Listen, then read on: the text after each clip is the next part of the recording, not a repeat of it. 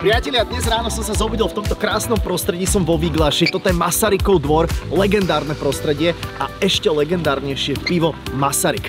Beriem niekoľko prepraviek, sadáme do auta a vidíme sa v Bratislave. O 11:00 musíme byť pred potravinami od našich, tak poďte ochutnať pivo Masaryk spolu s nami. Ideme!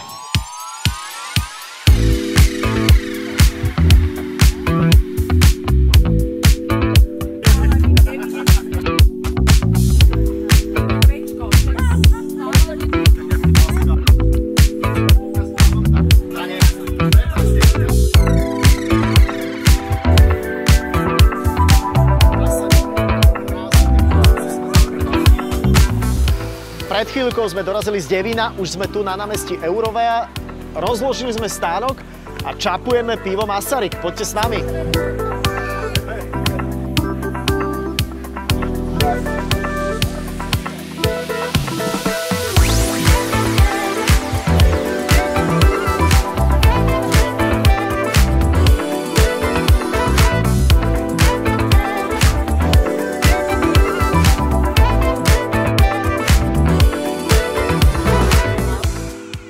Posledné pivo Masaryk v rámci tohto videa som si načapoval teda ja. Pevne verím, že Slovákom pivo Masaryk bude chutiť. Nám dnes veľmi, veľmi chutilo a po stopách Masaryka sa vydáme niekedy na budúce a pevne verím, že pôjdete na tú cestu opäť s nami. Na zdravie!